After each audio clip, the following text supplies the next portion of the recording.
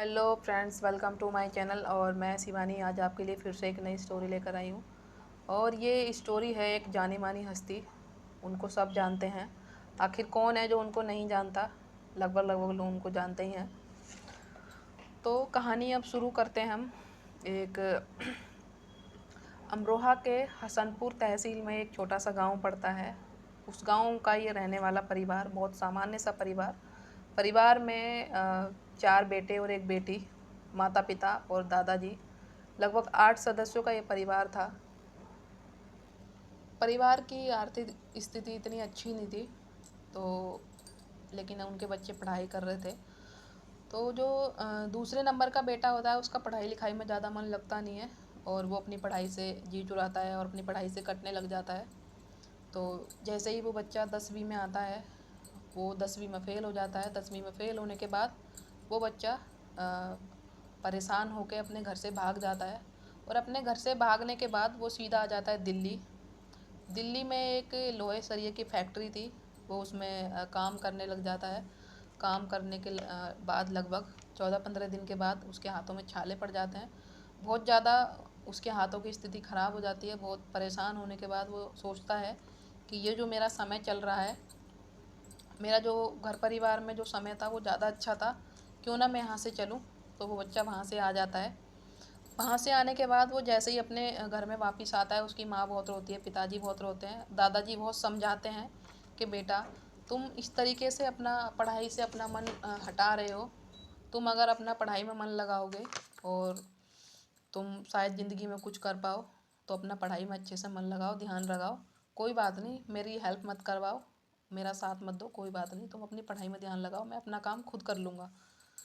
तो वो बच्चा अपने दादाजी की हेल्प कराया करता था, अपने दादाजी के साथ काम कराया करता था। लेकिन जैसे ही वो बच्चा अपने घर जाता है दिल्ली से वापस, वो पढ़ाई में अच्छे से उसका मन लगने लग जाता है।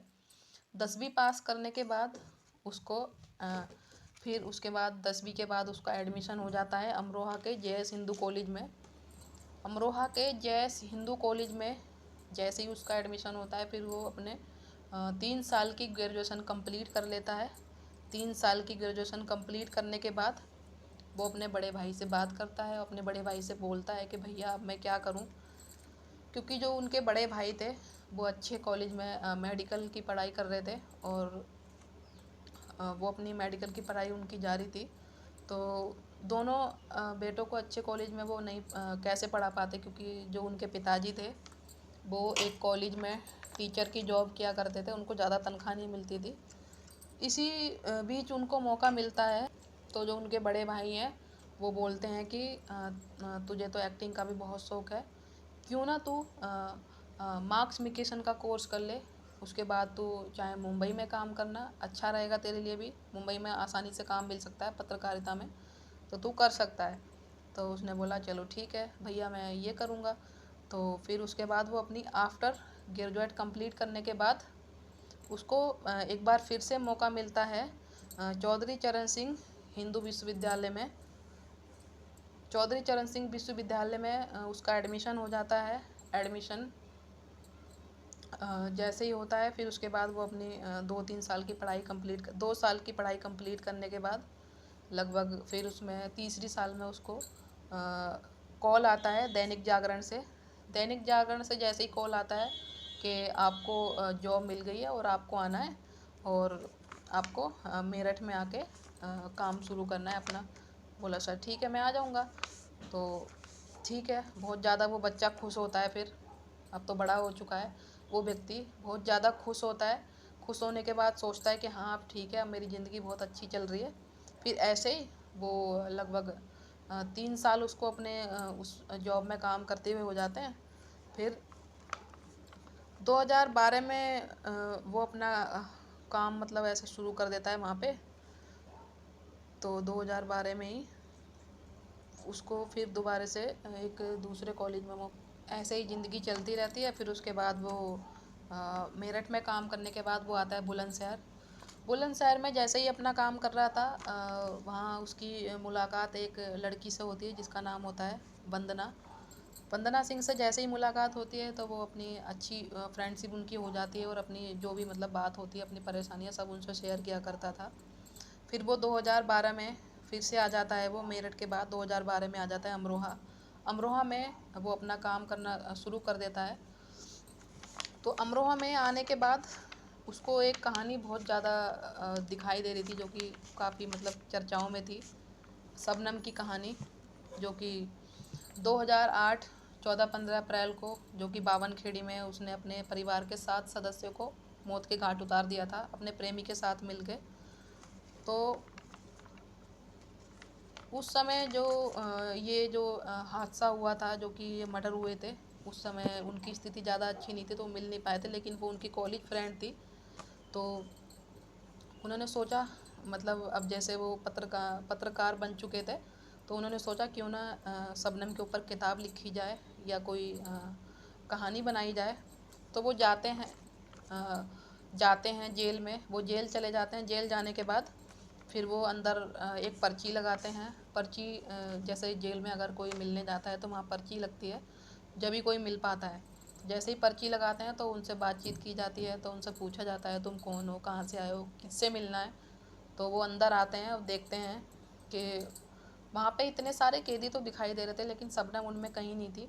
तो वो एक वहाँ पे कांस्टेबल होते हैं, उनसे पूछते हैं कि शबनम कहाँ है, कि कौन शबनम, कि वही शबनम जिसने अपने परिवार के 7 सदस्यों को मार दिया था, जो कि बावनखेड़ी की लड़की थी। तो उन्होंने बोला अच्छा वो शबनम। तो फिर उन्होंने उसको पकड़ लिया। उनको पकड़ने के बाद अच्छे से जकड़ के उनकी तलाशी ली गई कि इतने दिनों में मतलब कोई उनसे मिलने नहीं आया, 3-4 साल में, और ये अचानक से कौन आ गया जो शबनम से मिलना चाहता है। लगभग काफ़ी देर तक उनकी सारी जानकारी उनसे ली गई, बहुत ज़्यादा उनसे पूछताछ की गई, कुछ नहीं मिला उनके पास। तो उनको डांट के फटकार के वहाँ से वापस भेज दिया गया। फिर भी उन्होंने हिम्मत नहीं तोड़ी, फिर ऐसे ही वो जाते रहे। आने का जाने का सिलसिला ऐसे ही चलता रहा। लगभग कई बार जेल प्रशासन ने उनको मिलने नहीं दिया। कई बार शबनम खुद नहीं मिलना चाहती थी। मतलब कई सारी ऐसी अन्य दिक्कत थी जिससे भी कि वो शबनम से मिल नहीं पाए। तो ऐसे ही बस समय बीतता रहा। फिर उसके बाद वो देखते हैं कि जो कि एक बच्चों को जो लेने आते हैं, चाइल्ड फॉल्स कमेटी। तो फिर वो उनको निकलते हुए देखता है और उनसे पूछने लग जाता है, मैडम आप यहाँ पे क्यों आए हो। तो वो ज़्यादा उनसे बात कर नहीं पाता, क्योंकि अब जैसे कुछ सीनियर लोग होते हैं, उनसे ज़्यादा सवाल करते हैं तो वो डांटने फटकारने लग जाते हैं, तो इसलिए ज़्यादा उनसे बात कर भी नहीं पाते। तो उनसे 2-4 मोटे मोटे सवाल वो पूछता है और बोलते हैं कि आप क्यों आए हो यहाँ पे, क्या हुआ है क्या। तो वो बताती हैं कि जब शबनम का एक बेटा भी है। तो वो व्यक्ति बहुत ज़्यादा चौंक जाते हैं, कहते हैं शबनम का बेटा। कह रही हाँ, जब शबनम ने अपने परिवार को मारा था तो वो 2 महीने की प्रेग्नेंट थी, तो अब उनका एक बेटा है और इसीलिए हमें आना पड़ता है थोड़ा देखने के लिए। उन्होंने बोला ठीक है। तो फिर ऐसे ही थोड़ा थोड़ा समय बीतता रहता है। फिर समय बीतने के बाद वो एक अखबार में एक खबर पढ़ते हैं कि जो शबनम का बेटा है उसको कोई गोद लेना चाहे तो ले सकता है। तो उन्होंने उस खबर को पढ़ा और फिर देखा। फिर उन्होंने बोला अगर लेना चाहता है सच में तो फॉर्म भर सकता है। उन्होंने भी फॉर्म भर दिया। फॉर्म भरने के बाद उनका जो फॉर्म होता है वो कैंसिल हो जाता है। कैंसिल होने के बाद वो काउंटर पे जाते हैं, मैडम से पूछते हैं कि मैडम ये मेरा जो ये फॉर्म था ये आपने कैंसिल, मैंने जो ये आवेदन किया आपने कैंसिल क्यों कर दिया। तो मैडम ने बताया कि आप अभी सिंगल हैं, आप अगर शादीशुदा होते तो हम आपको देने के बारे में सोचते भी, आप नौकरी करेंगे या बच्चे का ध्यान रखेंगे, तो हम कैसे आपको दे पाएंगे बच्चा। तो वो कहते हैं बस इतनी सी बात, अभी मैं शादी करके आ रहा हूँ। तो वो जाते हैं और अपनी 2-3 जो लड़कियों से जो उनकी रिश्ते की बात चल रही थी उनसे बात करते हैं, कोई लड़की तैयार नहीं थी। फिर जो उनकी एक फ्रेंड होती है वंदना सिंह, जो कि बुलंदशहर में उनके साथ जॉब करती थी, इंजीनियर।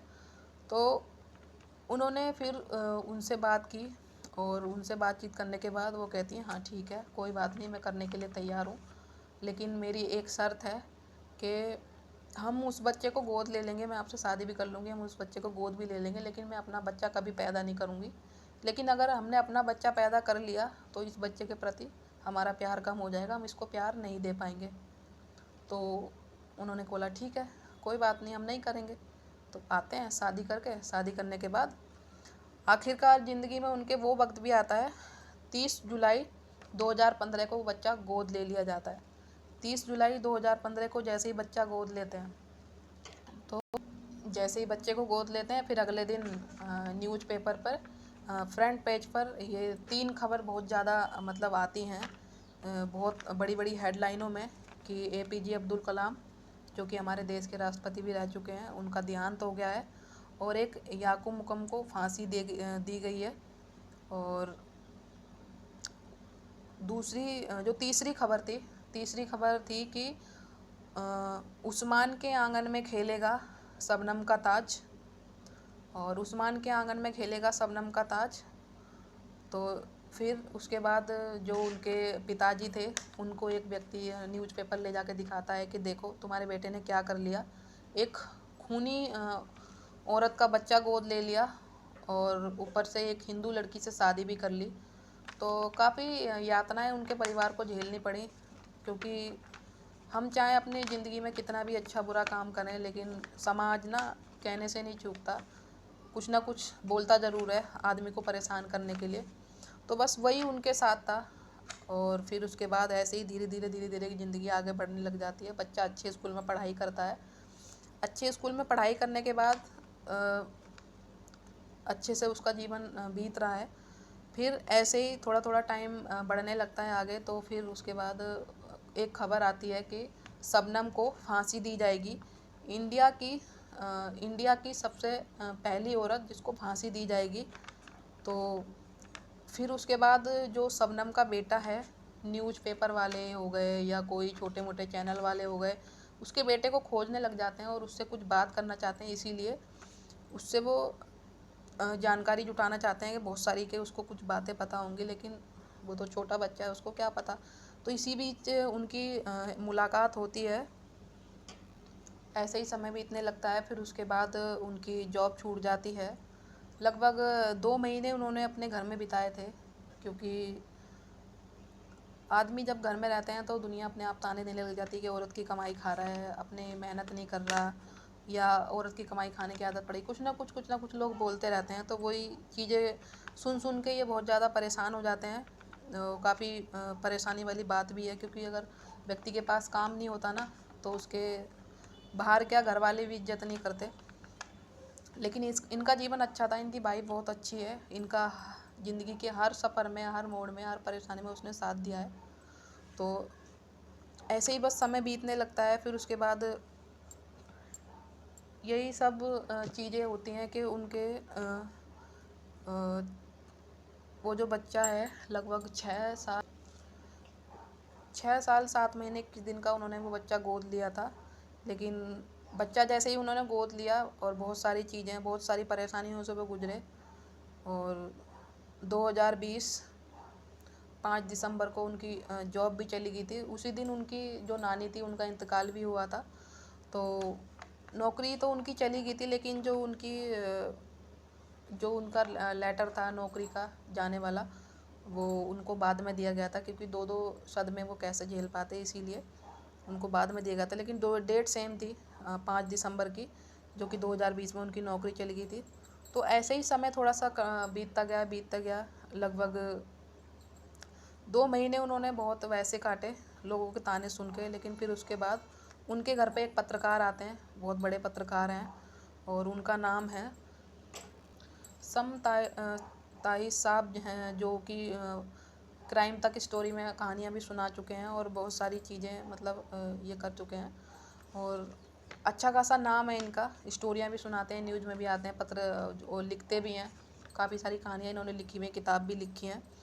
तो बस ऐसे ही ये समय है 2021 फरवरी को, ये उस्मान सैफ़ी का जो इंटरव्यू लेते हैं, जो कि हम जिनकी कहानी सुना रहे हैं, उनका इंटरव्यू लेने के बाद ये उनसे बातचीत करते हैं सारी चीज़ें। तो वो देखते हैं कि लगभग 3 मिलियन में लोग उनको देखते हैं, तो क्यों ना मैं अपनी ज़िंदगी में आगे के बारे में कुछ सोचूं। तो बस ऐसे ही समय थोड़ा सा बीतता है। तो जो पत्रकार आए थे उनको बोल के भी जाते हैं कि तुम क्यों ना अपना यूट्यूब चैनल स्टार्ट करो, लेकिन ये बातों को वो ज़्यादा गौर नहीं करते। फिर उसके बाद फरवरी के बाद 9 मई को इनके घर एक लड़का आता है, जो कि इनसे बात करता है और कहता है कि भैया मैं आपसे यूट्यूब के बारे में कुछ जानकारी लेना चाहता हूँ। तो ये जो लड़का है इनके घर आता है, इनसे बात करता है, तो कहते हैं नहीं मैं तो कुछ नहीं जानता, मैं तो बस पत्रकार में मैंने थोड़ा बहुत काम किया है, यूट्यूब के बारे में मेरे को कोई जानकारी नहीं है। तो वो कहता है कोई बात नहीं भैया, थोड़ा बहुत जो आपको पता है आप मेरे को बता सकते हो। तो बस ऐसे ही वो बातचीत करते रहते हैं। फिर बोलते हैं कि भाई तूने तो मुझे अपनी शादी में भी नहीं बुलाया, तो मुझसे काम तो सीखने आ गया। कह रहा भैया ऐसे ऐसी भी मतलब मैं आपको कैसे बुलाता, मैं खुद एक लिफाफा और वो लेके गया था, उसमें लिफाफे में जो पैसे लेके जाते हैं कि बस खाना खा के मेरे को वापस आना लिफाफा दे के। लेकिन वहाँ जाके पता लगा कि बारात में जो दूल्हा है वो बारात लेके नहीं आ रहा, इसी वजह से क्योंकि जो उसके लड़के की मनपसंद गाड़ी थी वो उसको नहीं मिल रही है। तो लड़के वाले हैं वो आने के लिए मना कर रहे हैं, लड़का भी नहीं आ रहा, तो बारात नहीं आ रही थी। तो घर वालों का बहुत बुरा हाल था, लड़की वालों का। तो वो एक दूल्हा तलाश कर रहे थे कि उनको कोई ऐसा दूल्हा मिल जाए जो उनकी बेटी को भी ब्याह के ले जाए और उनकी इज्जत भी बच जाए। तो बस ऐसे ही वहाँ पे आधे घंटे में लगभग सारी चीज़ तैयारी होके मेरी शादी करा दी गई। तो मैंने भी ज़्यादा झिझकबाजी की नहीं, क्योंकि हम अगर किसी का भला कर सकते हैं तो करने में क्या बुराई है। तो बस ऐसे ही वो करते करते बात करके तो वो चला जाता है। फिर उन्होंने बातचीत भी की थी उस बीच। तो उन्होंने बोला था चलो तुम्हारी जो ये कहानी है वाकई बहुत अच्छी है, तो क्यों ना हम इस पर स्टोरी बनाएं। तो उन्होंने बोला ठीक है भैया। तो वो बनाते हैं अपनी स्टोरी। तो अपनी जो भैया हैं दूसरे वाले, तो उन्होंने अपनी एक फ़ोन लिया और अपना वॉइस रिकॉर्डर लिया और फ़ोन को सामने रख के एक वीडियो शूट कर लिया। उन्होंने बोला ठीक है, जैसी जैसी उनकी कहानी थी वो बताते गए। उनका जो फर्स्ट वीडियो था वो यही था कि एक दूल्हा था जो कि दहेज के लिए शादी के लिए तैयार नहीं हो रहा था और उन्होंने लड़के ने एक शादी कर ली। तो बस ऐसे ही समय थोड़ा सा बीतता गया। लगभग ये उनका फर्स्ट वीडियो था। फिर उसके बाद उन्होंने फिर आगे की तैयारी शुरू कर दी। उन्होंने अपना वीडियो बनाया और उसमें कई सारी स्टोरियाँ भी डाली। तो उन्होंने वीडियो बनाने से पहले अपना एक चैनल बनाया उस्मान सैफ़ी नाम से। आप जानते भी होंगे, काफ़ी बड़ा नाम है उस्मान सैफ़ी। 3 मिलियन उनके सब्सक्राइबर हैं और फेसबुक पर भी काफ़ी उनकी बड़ी फ़ैन फॉलोइंग है। इंस्टाग्राम, फेसबुक अच्छा नाम है उनका आज। तो उन्होंने अपना चैनल बनाया। फिर उसके बाद जो चैनल बनाने के बाद वो उस्मान सैफ़ी के नाम से चैनल बना के फिर उन्होंने 2-4 वीडियो डाले। अपने जो जान पहचान वाले लोग थे उनसे बोला कि आप मेरे वीडियो देखा करो। तो वो जैसे ही अपने उस्मान सैफ़ी को सर्च करते हैं वैसे ही शबनम की स्टोरी सामने आ जाती है। तो वो बताते हैं उस्मान भाई को कि आपकी जो वीडियो है वो हम इस तरीके से सर्च करते हैं लेकिन वो आती नहीं है। तो उनको किसी एक दूसरे व्यक्ति ने बोला कि आपका नाम मतलब उनसे जुड़ा हुआ है शबनम से, क्योंकि आपने उनका बेटा गोद लिया है, आपसे वो कई सारी कहानियाँ जुड़ी हुई हैं। तो आप एक काम करो, उस्मान सैफ़ी सफ़र लगा दो। तो उन्होंने उस्मान सैफ़ी सफ़र लगा दिया। फिर उसके बाद उनका वीडियो अच्छे से चला। लगभग एक एक वीडियो पे 3 मिलियन व्यू आया करते थे, लगभग 4 मिलियन। तो उनके जो प्रोसेस होता है ना 1000 सब्सक्राइबर का और 4000 घंटा वॉच टाइम, मात्र 11 दिन में उन्होंने कंप्लीट कर लिया था। 11 दिन में कंप्लीट करने के बाद फिर उसके बाद लगभग 1 महीना बीत जाता है। 1 महीना बीतने के बाद उनकी फ़र्स्ट पेमेंट आती है। फ़र्स्ट पेमेंट जैसी ही आती है फ़ोन में, वो अपने मैसेज देखते हैं। मैसेज देख के जैसे ही वो अपने मतलब उनकी एक आदत है, जैसे वो सुबह सुबह अपनी छत पे जाते हैं तो कबूतरों को दाना डालते हैं। कबूतरों को दाना डाल के वो अपना फ़ोन भी चेक करते हैं कि हमारे फ़ोन में कोई मैसेज वगैरह कुछ है तो नहीं ज़रूरी चीज़, तो जो कि हम उसे देख पाएँ। तो वो उसको देख के जैसे ही अपने जेब में उन्होंने फ़ोन डाला तो एक साइड वाली घर के साथ वाली एक छत थी, उस छत पे वो गिर जाते हैं नीचे। छत पे जैसे ही वो गिरते हैं उनके हाथ में काफ़ी चोट लगती है, उनका प्लास्टर चढ़ता है। डॉक्टर ने बोला कि आप कुछ कर भी नहीं पाओगे लगभग काफ़ी दिनों तक, क्योंकि जो आपकी हड्डियां हैं बहुत चूर चूर हो चुकी हैं। तो उन्होंने बोला कोई बात नहीं, ठीक है मैं देखता हूँ। तो उन्होंने जैसे ही प्लास्टर चढ़ा उन्होंने फिर फेसबुक पे भी लाइव आए और वो यूट्यूब पे भी लाइव आके उन्होंने बताया कि मेरे साथ ये हादसा हुआ है, मैं ऐसे गिर गया हूँ। लेकिन उन्होंने अपना काम नहीं छोड़ा। रोज़ाना वो प्रतिदिन एक वीडियो डालते हैं, पहले भी डालते थे अब भी डालते हैं। उनका ये नियम है, रोज़ाना एक वीडियो डालते हैं और रोज़ाना एक वीडियो डालते हैं। फिर ऐसे ही थोड़ा सा समय बीतता गया। लगभग 60 दिनों तक उन्होंने इस तरीके से ही काम किया, प्लास्टर बंधे हुए हाथ में उन्होंने वीडियो बनाई। और उनका जो ये राइट हैंड था वही उसमें ही चोट लगी थी, उसी से वो लिखते थे, उसी से मतलब कंप्यूटर जो एडिटिंग वगैरह है वो उसी से करते थे। फिर इसी वजह से उन्होंने अपने पास एक लड़का रखा जो कि नौकरी पे रखा था उन्होंने अपने पास। तो फिर ऐसे ही उन्होंने अपनी फर्स्ट पेमेंट देखी, उसकी वजह से जिनका हाथ टूटा था, तो लगभग 19,700 के लगभग उनकी पहली पेमेंट आई थी। फिर दूसरी बार में उनकी डबल पेमेंट आई थी। तो बस ऐसे ही थोड़ा थोड़ा समय बीतता रहा। तो आज लगभग उनके 3 मिलियन सब्सक्राइबर हैं, 3 मिलियन सब्सक्राइबर हैं, काफ़ी बड़ा नाम है। और उनकी जो वाइफ हैं काफ़ी अच्छा सपोर्ट करती हैं, और मैं उनको धन्यवाद करना चाहूँगी क्योंकि उन्होंने एक बच्चे को गोद लिया है। और काफ़ी अच्छा काम है, क्योंकि खूनी और कातिल तो उसकी माँ है, बच्चे का क्या दोष है? बच्चे का कोई दोष नहीं है, क्योंकि बच्चा तो जब तो दुनिया में वो आया भी नहीं था, उसे पता भी नहीं था क्या हो रहा है क्या नहीं, तो उसकी क्या गलती हो सकती है? तो इसीलिए जो लोग ऐसा सोचते हैं तो वो गलत है। तो अगर आपको वीडियो अच्छा लगा हो तो लाइक करें, कमेंट करें, शेयर करें, सब्सक्राइब करें। एक बार कमेंट करके ज़रूर बताएं वीडियो कैसा है, क्योंकि जब कोई कमेंट करके बताता है ना तो जब भी पता लगता है हमारा वीडियो कैसा है और हम अच्छा कर पा रहे हैं या नहीं कर पा रहे। लेकिन हमारी कोशिश यही रहेगी कि हम अच्छा कर पाएँ, अच्छा वीडियो बना पाएँ। तो आज की कहानी यही इतनी ही थी। तो इस कहानी को सुनाने का ये मकसद नहीं है कि किसी को बुरा लगे अच्छा लगे। ये कहानी बस एक वो है कि एक आदमी के जीवन में कितनी परेशानी और कितना स्ट्रगल उसने किया है, लेकिन आज कामयाबी की बुलंदी पे वो बंदा खड़ा है। काफ़ी अच्छा उसका जीवन है ये इस समय पर। तो बस कहानी यहीं तक थी। तो मिलते हैं अगली कहानी में।